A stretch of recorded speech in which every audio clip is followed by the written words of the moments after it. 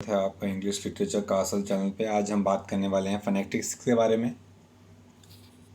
उसको डिटेल में हम समझने की कोशिश करेंगे। फोनेटिक्स क्या है?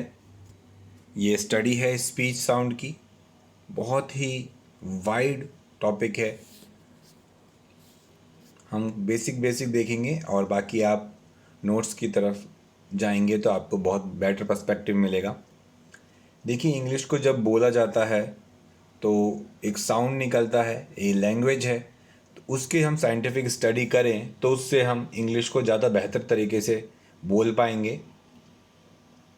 इसके अंदर कई वैरायटीज़ होती हैं, सेगमेंट्स होते हैं, किस शब्द को किस तरह से बोलना है और किस सेंटेंस को किस तरह से बोलना है। एक्सेंट ही सब कुछ नहीं होता, सही प्रोनाउंसिएशन भी बहुत इम्पॉर्टेंट है। उसके लिए हमको स्पीच साउंड की तरफ जाना पड़ेगा। ये लिंग्विस्टिक्स का पार्ट है। जिन लोगों के एमए में लिंग्विस्टिक्स था, या अगर आपने एमए में लिंग्विस्टिक्स से एमए किया है तो उनको काफ़ी डिटेल में इस बारे में पता होगा। हालांकि आजकल 12th में ही इसको सिखाने की कोशिश करी गई है कि हम जान सकें इसके बारे में, किस तरीके से हम सही रूप में शब्द को बोल सकते हैं, इंग्लिश को प्रोनाउंस कर सकते हैं, क्या फिज़िकल चीज़ें होनी चाहिए, क्या लिसनिंग हमारा फोकस होना चाहिए, वोकल, और क्या प्रोसीजर हमको यूज़ करना चाहिए। सबकी डिटेल इसके अंदर दी गई है। तो इसके लिए एक प्रॉपर टेक्निक बनाने के लिए फ़ोनेटिक्स में फ़ोनेटिक अल्फ़ाबेट का यूज़ किया जाता है। जिस तरह इंग्लिश के ABCD वगैरह ये सब जो हैं A to Z ये अल्फ़ाबेट हैं, ऐसे ही इनके फ़ोनेटिक के अलग अल्फ़ाबेट होते हैं और आप उस पर्टिकुलर शब्द को कैसे बोलें वो ये चीज़ डिसाइड करते हैं।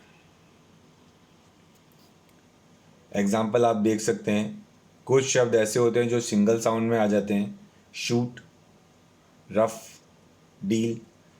तो ये शब्द हैं कंबाइन करे हुए अलग अलग लेटर्स को, मगर एक ही साउंड में आ जाते हैं। कुछ कॉम्बिनेशंस होते हैं, डिटेल में जाते हैं हम थोड़ा सा तो आपको बेटर पर्सपेक्टिव मिलेगा।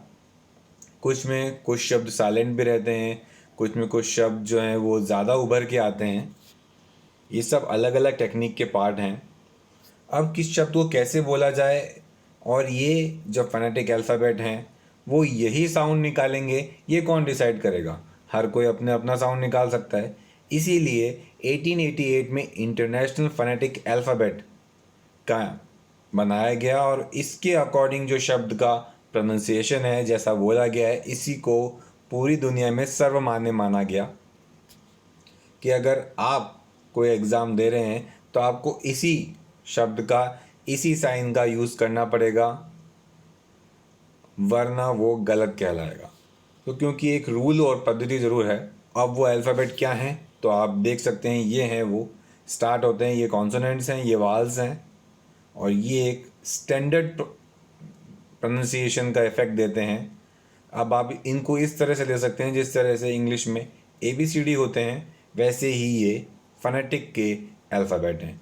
एक साउंड्स हैं, ये कॉन्सोनेंट्स हैं और ये वाल्स हैं। इसके बाहर कुछ नहीं है, इसी के अंडर इंक्लूड किए जाएंगे। आप एग्जाम्पल से समझ सकते हैं कि कौन सा साइन क्या साउंड निकालेगा। ये स्टैंडर्ड है। हल्की सी फ्लक्चुएशन कई बार आ जाती है क्योंकि कई देशों में इंग्लिश अलग तरीके से बोली जाती है, लेकिन अगर आप एग्ज़ाम के पॉइंट ऑफ व्यू से देखें तो यही टेक्निक यूज़ करी जाएगी, यही साउंड आएंगे। जब एग्ज़ाम में पूछा जाएगा आपको ऐसे ही लिखना होगा। और क्योंकि इंडियन एग्ज़ाम्स के अंदर ब्रिटिश इंग्लिश ही वैलिड है तो उसी के अकॉर्डिंग ये नोट्स दिए हुए हैं। अब किन शब्दों को कैसे बोला जाए, तो ऐसा क्यों होता है कि हम नहीं बोल पाते? इसका कारण यह है कि हम ये नहीं जानते कि किस शब्द को कहाँ से बोला जाए। कुछ को गले से बोला जाता है, कुछ को जीभ से बोला जाता है, कुछ को ना नाक का यूज़ होता है, हाँ कुछ हमारे माउथ की कैविटी से होते हैं। ये सब इसके अंदर बाइफर्केशन किए हुए हैं। आप देख सकते हैं कि हाँ कई बार हमको जानना पड़ता है कि वो शब्द जो है वो कहाँ से प्रोनाउंस हो रहा है, कहाँ से बोला गया है, कैसे किया गया है। ये सब इसमें डिटेल में बताया गया है। बहुत सारी इसमें बारीकियां हैं, आगे हम देखेंगे कि आप इस डायग्राम से समझ सकते हैं कि हमारा जो चेहरा है उसमें हमारा जो शब्द कहाँ से निकलते हैं। कैविटी है, ये है ग्लॉटस है, टंग है। तो अगर हमने कई बार देखा है कि कुछ शब्द जो हैं हम नाक से बोल लेते हैं, कुछ जीभ का ज़्यादा यूज़ होता है। तो अगर हम इस टेक्निक का यूज़ करें तो आपका प्रोनाउंसिएशन जो है वो काफ़ी परफेक्ट हो पाएगा। ये कुछ दिखाए गए हैं, कुछ शब्द जो हैं जो दोनों लिप्स का यूज़ होता है, कुछ में एक ही लिप्स का यूज़ होता है, एक ही लिप का, कुछ में दांतों से बोला जाता है, कुछ में लिप्स और दांत दोनों का यूज़ होता है, ऊपर वाले दांत नीचे वाले दांतों का यूज़ होता है। काफ़ी डिटेल में समझाया गया है।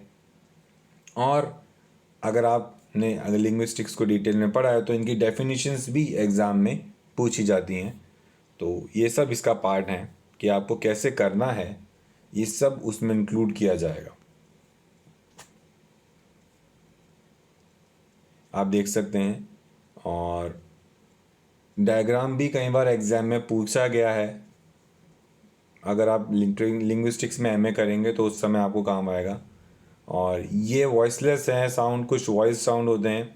इससे आगे आपको प्रोनाउंसिएशन मिलेगा, क्योंकि अभी तक हमने खाली शब्द देखे हैं। जब इन शब्दों के आगे एस या ई एस लग जाता है तो अलग अलग आर्टिकुलेशन होते हैं। इसको एस्पिरेटेड और कहते हैं, जैसे कि it is not pool, is fool, fool. तो आप देख सकते हैं कि यहाँ पे एच जो है ऊपर आता है, किंग नहीं होता, किंग होता है, किंग। तो ये प्रोनाउंसिएशन ब्रिटिश प्रोनाउंसिएशन के अकॉर्डिंग ही पढ़ाया गया है और यही एग्ज़ाम में एप्लीकेबल है। आप कोई भी एग्ज़ाम अगर दे रहे हैं, कंपटीशन एग्ज़ाम्स में भी ये क्वेश्चंस आते हैं, तो आपको इसी प्रोसीजर का यूज़ करना पड़ेगा और इनके ही माध्यम से आप इसको सही तरीके से समझ सकते हैं। आपको ऐसे याद करने पड़ेंगे स्टॉप्स कौन से हैं, फ्रिकेटिव कौन कौन से हैं, कौन से जो हैं घिस के या फ्रिक्शन से आते हैं। मैं कोशिश कर रहा हूँ कि आपको ओवरऑल पर्सपेक्टिव दे पाऊँ, क्योंकि ज़्यादा डिटेल में जाना मुश्किल होगा। लिक्विड्स हैं, कुछ ग्लाइड करते हैं, ये आर्टिकुलेशन की बात हो रही है, कुछ क्लिक करके निकलते हैं। तो ये सब अलग अलग चीज़ें हैं। इस चार्ट के थ्रू आप समझ सकते हैं कि किस तरह से ये यूज़ में आते हैं। काफ़ी डिटेल है ये टॉपिक, और जितना आप इसको समझेंगे उतना ज़रूरी है, क्योंकि कॉम्पिटिटिव एग्ज़ाम्स में ये बहुत रेलेवेंट है और काफ़ी ज़्यादा पूछा जाता है। हाई है, मिड और लो, ये भी कई बार पूछ जाते हैं। इससे आपको ओवरऑल पर्सपेक्टिव मिलेगा। यही कारण है कि कई बार मेरे पास लोग आते हैं, वो बोलते हैं कि हम बोल नहीं पा रहे हैं सही से इंग्लिश। इसका कारण यही है कि आपने इस फनेटिक की डिटेल को नहीं पढ़ा है। जिस दिन आप इसको समझ जाएंगे उस दिन आपके लिए इंग्लिश बोलना जो है वो काफ़ी आसान हो जाएगा, कि गले के हम किस पार्ट से ये शब्द निकालें, तो आप आराम से इसको कर सकते हैं। ये देखिए जो है वो कुछ राउंड वॉल्स हैं, नेसल हैं, कौन कौन से नाक से बोले जाते हैं, तो ये सब उसी में आते हैं। टेंसेस के अंदर अलग चीज़ें आएंगी जब हम टेंस का प्रोनाउंस करेंगे। तो द भी होता है, दी भी होता है, तो ग्रामेटिकली भी उनका प्रोनाउंसिएशन चेंज हो जाता है। इसकी तरफ भी आपको ध्यान देना पड़ेगा। ये चार्ट बना हुआ है, इसमें काफ़ी क्लियर प्रेजेंटेशन है, आप देख सकते हैं। फ्रंट से निकलने वाले, गले के चेहरे के अंदर से निकलने वाले और पीछे की साइड से निकलने वाले शब्द, इनको और बहुत डिटेल में बांटा गया है बेटरमेंट के लिए। अब कॉन्सोनेंट्स के बारे में बात करें जो ग्लाइड करते हैं। कुछ ऐसी कैटेगरी भी है जो कॉन्सोनेंट और वाल दोनों में आते हैं, आप देख सकते हैं।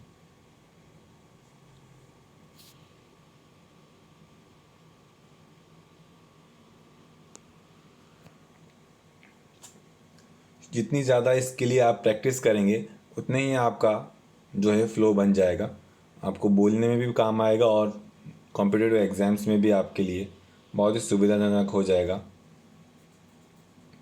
अब बात आती है स्ट्रेस की, तो सही जगह पे सही रोक के साथ आपको देना पड़ेगा, तभी आप इसको सही ढंग से बता पाएंगे। इसको इंटोनेशन भी कहते हैं कि किस शब्द में कहाँ लो टोन रखना है, मिड टोन रखना है, हाई टोन रखना है, या हाई लो करना है या लो हाई करना है। जैसे कि थिक या फेस, तो जिसकी डेफिनेशन है जो पूछी जाती है।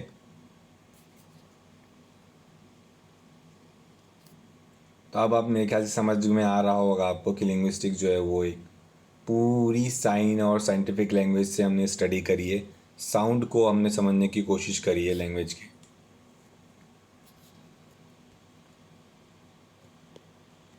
आज के लिए इतना ही। अपने विचार ज़रूर शेयर कीजिएगा, बताते रहिए आप और किस बारे में जानना चाहेंगे। हम कोशिश करेंगे ज़्यादा से ज़्यादा आपसे जुड़ने की और पढ़ाई की बातें शेयर करने की। किताबें पढ़ते रहिए, अपने व्यूज़ शेयर करते रहिए, किताबों के बारे में, टॉपिक्स के बारे में डिस्कस कीजिए अपने दोस्तों के साथ, अपने फैमिली मेम्बर्स के साथ। हेल्दी डिस्कशन बहुत ही अच्छा रहता है आपके मानसिक स्वास्थ्य के लिए। बहुत बहुत धन्यवाद हमसे जुड़ने के लिए।